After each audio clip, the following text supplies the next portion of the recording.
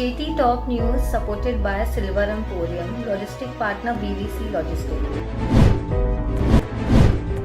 Jetty top news के इस bulletin में आज देखिए, यूएई के साथ प्रस्तावित मुक्त व्यापार समझौता अंतिम चरणों में, भारत सरकार एक्सपोर्ट बढ़ाने के लिए उठा रहा है कदम।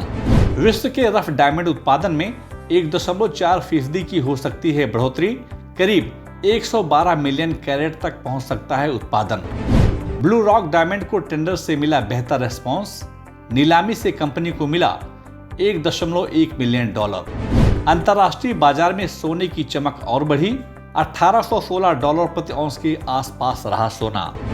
और मुंबई शेयर बाजार ने फिर पकड़ी रफ्तार, ऐतिहासिक ऊंचाई के साथ बंद हुआ सेंसेक्स और निफ्टी। यूएई के साथ प्रस्तावित मुक्त व्यापार समझौते से आने वाले दिनों में रत्न और आभूषण का निर्यात बढ़ सकता है। हालांकि भारत सरकार ने यूएई के साथ समझौते के लिए बातचीत करनी शुरू कर दी है और यह उम्मीद लगाई जा रही है कि अब दोनों देशों के बीच मुक्त व्यापार समझौते पर कोई ठोस निर्णय लिया जा सकता है। गौरतलब है कि एक मुक्त व्यापार समझौते के तहत दो व्यापारिक साझेदार अपने बीच व्यापार किए गए माल की अधिकतम संख्या पर सीमा शुल्क को कम या समाप्त कर सकते हैं, जिससे देश के एक्सपोर्ट में काफी बढ़त देखी जा सकती है। विश्व के रफ डायमंड उत्पादन में 1.4% की बढ़त देखी जा सकती है।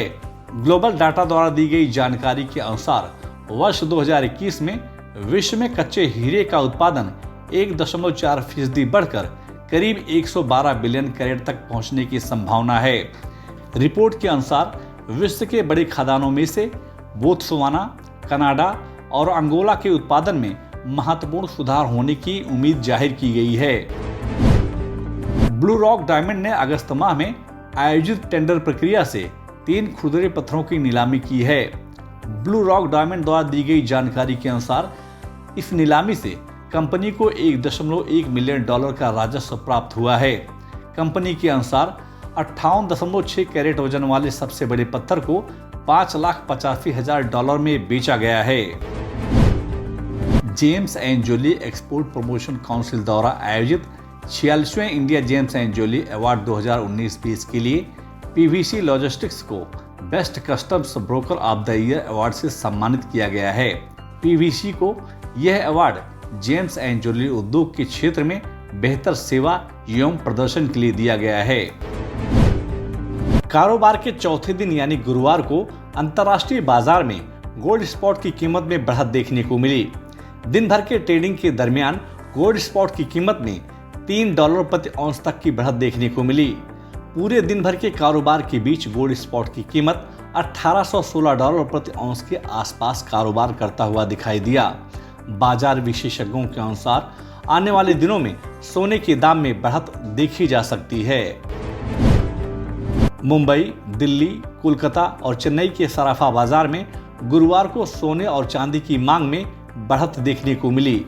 अंतर्राष्ट्रीय बाजार में सोने और चांदी के दामों में उतार चढ़ाव के बीच मुंबई सराफा बाजार में शुद्ध सोने के दाम ₹127 प्रति 10 ग्राम की बढ़त के साथ 47,195 रुपए के स्तर पर कारोबार करता हुआ दिखा, जबकि चांदी ₹2 प्रति किलो की मामूली बढ़त के साथ 63,575 रुपए के स्तर पर कारोबार करता हुआ दिखाई दिया।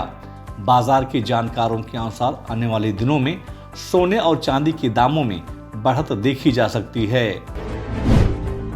गुरुवार को मुंबई शेयर बाजार ने एक बार फिर नया इतिहास रच दिया। बाजार की शुरुआत सकारात्मक हुई। बाजार खुलते ही घरेलू और विदेशी संस्थागत निवेशकों ने बाजार में एक बार फिर से चौतरफा खरीदारी करनी शुरू कर दी, जिसके चलते सेंसेक्स और निफ्टी एक बार फिर ऐतिहासिक ऊंचाई पर पहुंच गया।